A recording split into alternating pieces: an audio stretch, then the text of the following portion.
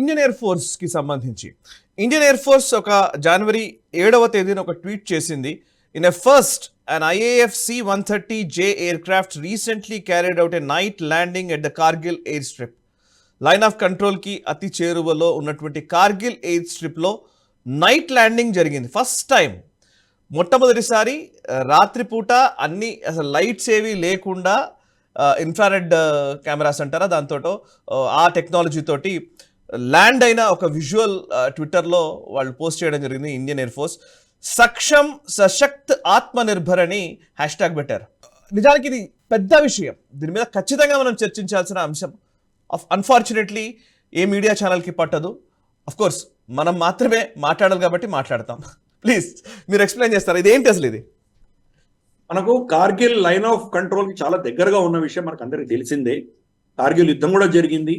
మనకు ద్రాస్ నుంచి బటాలిక్ వరకు ఆ సెగ్మెంట్ అంతా కూడాను వల్నరబుల్. మనకు పాకిస్తానీ ఫైరింగ్ కి మనం చాలా ఇంపాక్ట్ అయ్యేటువంటి ప్రాంతాలు అవి. కార్గిల్ ఎయిర్ స్ట్రిప్ కూడా మనం యాక్చువల్గా మన ఎయిర్ స్ట్రిప్ పక్క నుంచే వెళ్ళాం మనం కార్గిల్ కి వెళ్ళినప్పుడు. అవును, ఆ ఎయిర్ స్ట్రిప్ కూడా వాళ్ళ ఫైరింగ్ రేంజ్ లోనే ఉంది. వాళ్ళు ఫైర్ చేస్తే కనుక అది కూడా తప్పించుకునేటువంటి పరిస్థితి లేదు. రేపటి రోజు మనకు అక్కడ యుద్ధం వస్తే కనుక అక్కడ మన ట్రూప్స్ కానీ, మన ఎక్విప్మెంట్ కానీ, మన ట్యాంకులు కానీ, లేదా మన టోయింగ్ గన్స్ కానీ, లేదా మనకు ఫీల్డ్ వెహికల్స్ కానీ, ఇటువంటివన్నీ మైండ్ స్వీపర్స్ కానీ, ఇటువంటివన్నీ మనం అక్కడ షిఫ్ట్ చేయాలంటే, అలాగే మన అమ్యునిషన్, మన ఏమంటారు మిసైల్స్ కానీ, లేకపోతే మన షెల్స్ కానీ, బుల్లెట్స్ కానీ, ఇవన్నీ కూడా ఎక్విప్మెంట్ షిఫ్ట్ చేయాలంటే కనుక, తొందరగా షిఫ్ట్ చేయాలంటే కనుక కొండ ప్రాంతం అది. మన ట్రైన్లలో వెళ్ళలేము, బస్సులో మన ట్రక్కుల్లో తీసుకెళ్ళామంటే చాలా సమయం పడుతుంది అక్కడ దాకా వెళ్ళడానికి. కాబట్టి C-130J అన్నది మనది one of the largest air crafts అనమాట. మనది ఎక్కువ పెద్ద పెద్ద ఎక్విప్మెంట్స్ని తీసుకువెళ్ళగలిగిన కెపాసిటీ ఉన్నది. అది అక్కడ ల్యాండ్ అవుతోంది అంటే వాడు పసిగట్టి అక్కడి నుంచి మనల్ని షూట్ చేసేటువంటి ప్రమాదం ఉన్నది. కాబట్టి వాడి యొక్క ఫైరింగ్ రేంజ్కి కనిపించకుండా నైట్ ల్యాండింగ్ ఎలా చేయాలి అనేది మనం రిహార్సల్ చేసాం. అద్భుతంగా సక్సెస్ అయ్యాం మనం. అది చీకటిలో ఏ లైట్స్ లేకుండా, రన్వేలో ఎక్కడ లైట్స్ లేకుండా, ఎయిర్ క్రాఫ్ట్స్లో లైట్ లేకుండా వాళ్ళు ఇన్ఫ్రారెడ్ లైట్ తోటి ప్లస్ GPS సెన్సార్స్ తోటి దాన్ని అద్భుతంగా దించగలిగారు. దానివల్ల ఏంటంటే మనం రేపటి రోజు పాకిస్తాన్తో యుద్ధం వస్తే కనుక మనం ఎటువంటి కండిషన్స్లో అయినా కానీ కూడా మనం మన ఎక్విప్మెంట్ని, మన సైన్యాన్ని ఫార్వర్డ్ బేసిస్కి షిఫ్ట్ చేయగలిగినటువంటి కెపాసిటీ మనకు ఉన్నది అని డెమాన్స్ట్రేట్ చేస్తున్నాం. కాబట్టి రేపటి రోజు మనం యాక్చువల్గా మనం ఎక్కడైతే మనం ఏ స్పాట్లో వెళ్ళి లైన్ ఆఫ్ కంట్రోల్ మనకు కనిపిస్తుందో కార్గిల్లో, అక్కడ మన రుద్రం చదివి వచ్చాం. మనము ఇచ్చిన తర్వాత ద్రాస్కి వెళ్తున్నప్పుడు మనం చూసాము రాళ్లతో ఒక పెద్ద గోడ కట్టారు.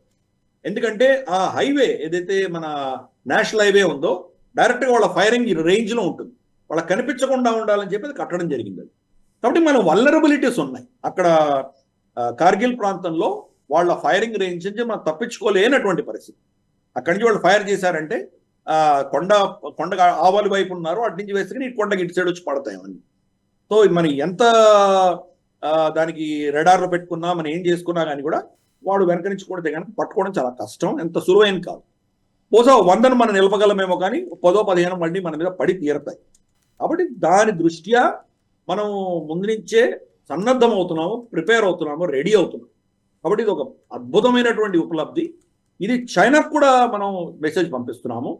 మేము లద్దాఖ్, కశ్మీర్ రేంజ్లో ఎక్కడైనా కానీ, ఏ ఎయిర్పోర్ట్లో అయినా కానీ, ఏ ఎయిర్ స్ట్రిప్లో అయినా కానీ, ఎంత చీకట్లో అయినా కానీ వితౌట్ లైట్స్ మేము ల్యాండ్ అవ్వగలిగే కెపాసిటీ మాకు ఉంది అని చెప్తున్నాం మనకి. సో ఇదంతా కూడా అంటే ఫ్యూచర్ యుద్ధంలో మనం శత్రువుల కంట పడకుండా మన ఎక్విప్మెంట్ని, మన సైనికులని తరలించేటువంటి ప్రక్రియ, దానికి మనం ఇప్పుడే సన్నద్ధమవుతుంది. ఓకే, జాతీయవాద జర్నలిజానికి అసలైన వేదిక నేషనలిస్ట్ హబ్ ని సబ్స్క్రైబ్ చేసుకోండి. నోటిఫికేషన్స్ కోసం బెల్ ఐకాన్ పై క్లిక్ చేయండి.